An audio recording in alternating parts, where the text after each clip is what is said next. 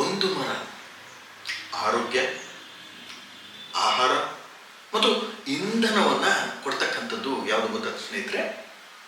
So ಅದರ ಬಗ್ಗೆ ನಾವು ಒಂದಿಷ್ಟು ಮಾಹಿತಿ ಈ ಒಂದು ವಿಡಿಯೋದಲ್ಲಿ. ಮನುಷ್ಯ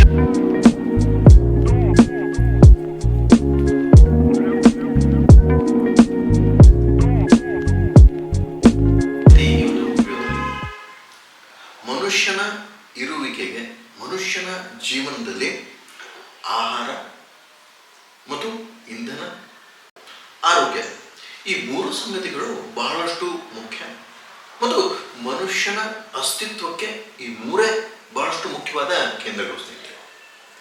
ಇವೆಲ್ಲವೂ ಒಂದೇ ಮರದಿಂದ ಬರುತ್ತೆ ಅಂತ ಹೇಳಿದರೆ ಆಶ್ಚರ್ಯವಾಗುತ್ತೆ. ಆದರೆ ಹಿಂದಿನ ಕಾಲದಲ್ಲಿ ನಮ್ಮ ಪೂರ್ವಜರು ಆ ಒಂದು ಮರವನ್ನ ಬಹಳಷ್ಟು ಚೆನ್ನಾಗಿ ಕಾಪಾಡಿಕೊಂಡಿದ್ರು ಮತ್ತು ಈಗೂ ಸಹ ಆ ಒಂದು ಮರ ಇದೆ ಸ್ನೇಹಿತರೆ. ಅದರ ಒಂದು ಬೇರು, ಅದರ ತೊಗಟೆ, ಅದರ ಉತ್ಪನ್ನಗಳನ್ನ ನಾವು ಉಪಯೋಗಿಸಿ ನಮ್ಮ ಜೀವನವನ್ನ ಬಹಳಷ್ಟು ಆರೋಗ್ಯಯುತವಾಗಿ ಮಾಡಲಿಕ್ಕೆ ಸಾಧ್ಯವಿದೆ ಸ್ನೇಹಿತರೆ.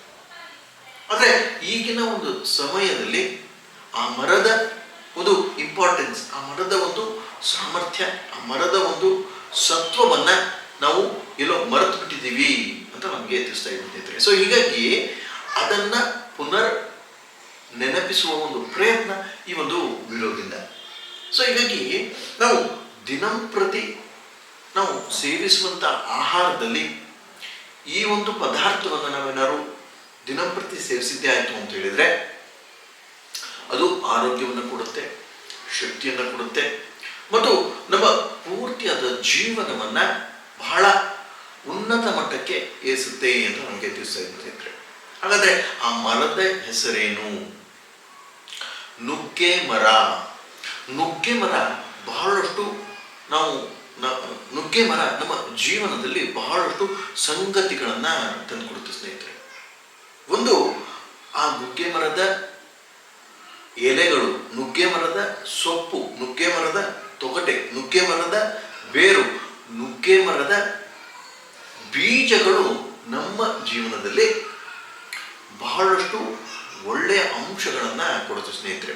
ಬರೀ ಆರೋಗ್ಯದ ದೃಷ್ಟಿಯಿಂದ ನಡೆಸಲಿಕ್ಕೆ ಬೇಕಾಗಿರ್ತಕ್ಕಂಥ ಆಹಾರ ಮತ್ತು ನುಗ್ಗೆ ಬೀಜದ ಒಂದು ಎಣ್ಣೆ, ನುಗ್ಗೆ ಬೀಜದ ಎಣ್ಣೆಯಿಂದ ನಮ್ಮ ಪೂರ್ವಜರು ದೀಪವನ್ನ ಉರಿಸ್ತಾ ಇದ್ರು ಸ್ನೇಹಿತರೆ. ಅದೇ ಈಗ ಇಂಧನವಾಗಿ ಉಪಯೋಗಿಸ್ಲಿಕ್ಕೆ ಆಗುತ್ತೆ ಅಂತ ಸೈಂಟಿಫಿಕ್ ರಿಸರ್ಚ್ ಅಲ್ಲಿ ಕಂಡು ಬಂದಿದೆ.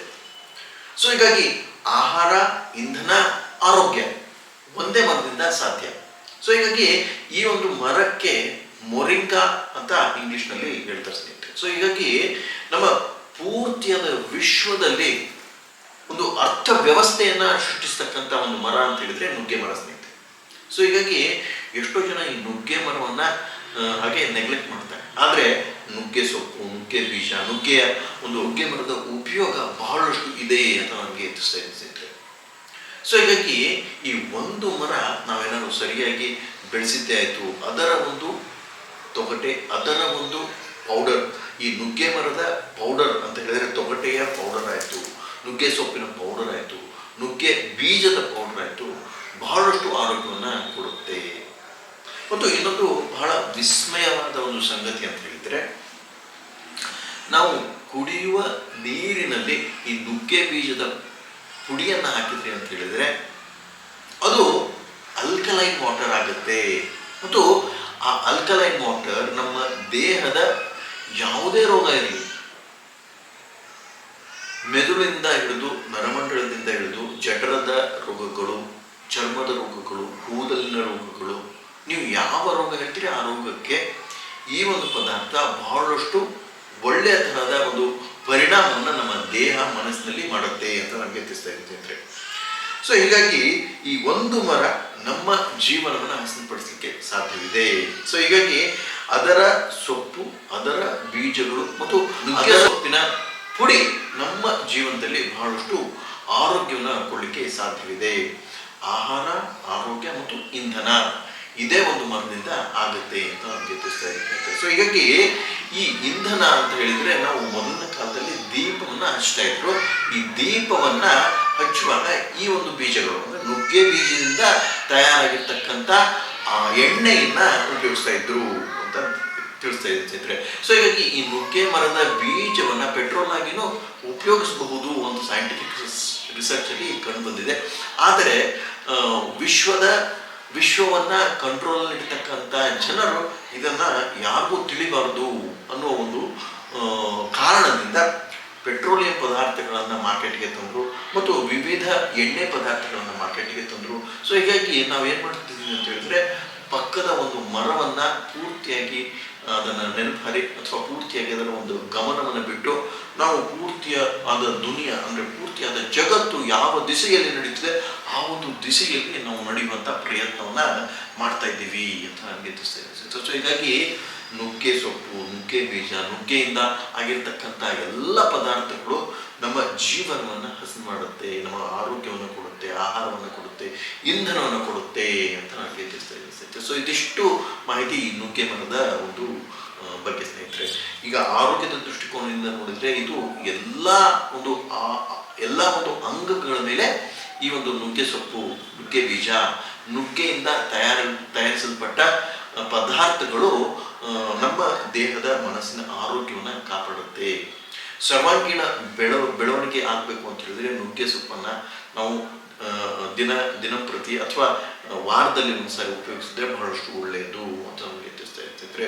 ಒಂದೇ ಒಂದು ನೆನಪಿಡ್ತಕ್ಕಂಥ ಸಂಗತಿ ಅಂತ ಹೇಳಿದ್ರೆ ಇದು ಉಷ್ಣ ಪ್ರಕೃತಿ ಇರುವಂತಹ ಬಾಡಿ ಹೀಟ್ ಬಹಳಷ್ಟು ಜನ ಅನುಭವಿಸ್ತಾ ಇರ್ತಾರೆ. ಆ ಬಾಡಿ ಹೀಟ್ ಇರುವಂತಹ ಜನರಲ್ಲಿ ಈ ಒಂದು ನುಗ್ಗೆ ಸೊಪ್ಪು ಸ್ವಲ್ಪ ಪ್ರತಿಕೂಲವಾಗಿ ಪರಿಣಾಮ ಬೀರುವಂತಹ ಸಾಧ್ಯತೆ ಇದೆ ಸ್ನೇಹಿತರೆ. ಯಾಕೆ ಅಂತ ಹೇಳಿದ್ರೆ ಈ ನುಗ್ಗೆ ಸೊಪ್ಪಿನ ಒಂದು ಪ್ರಭಾವ heat generation in the body ಅಂತ ಹೇಳಿದ್ರೆ ನಮ್ಮ ದೇಹದಲ್ಲಿ ಉಷ್ಣವನ್ನ ಸ್ವಲ್ಪ ಹೆಚ್ಚಿಸುತ್ತೆ. ಸೊ ಹೀಗಾಗಿ ಆ ಉಷ್ಣವನ್ನ ಹೆಚ್ಚಿ ಇರುವಂತಹ ದೇಹದ ಪ್ರಕೃತಿ ಇರುವಂತಹ ಜನರಲ್ಲಿ ಈ ನುಗ್ಗೆ ಸೊಪ್ಪನ್ನ ಮಿತವಾಗಿ ಮತ್ತು ಹಿತವಾಗಿ ಸೇವಿಸಬೇಕಾಗುತ್ತೆ ಅಂತ ಒಂದು ಈ ವಿಷಯವನ್ನ ತಿಳ್ಕೊಳ್ಬೇಕಾಗುತ್ತೆ ಅಂತ ನನಗೆ ಇರುತ್ತೆ. ಇದಿಷ್ಟು ಈ ನುಗ್ಗೆ ಸೊಪ್ಪಿನ ನುಗ್ಗೆ ಮರದ ಬಗ್ಗೆ. ಈ ಒಂದು ವಿಡಿಯೋ ನಿಮಗೆ ಏನಾದ್ರು ಲೈಕ್ ಆಯಿತು ಅಂತ ಹೇಳಿ ನಮ್ಮ ಚಾನಲ್ ಲೈಕ್ ಮಾಡಿ, ಶೇರ್ ಮಾಡಿ, ಸಬ್ಸ್ಕ್ರೈಬ್ ಮಾಡಿ ಸ್ನೇಹಿತರೆ. ಇದಿಷ್ಟು ಇವತ್ತಿನ ಮಾಹಿತಿ. ನಮಸ್ಕಾರ.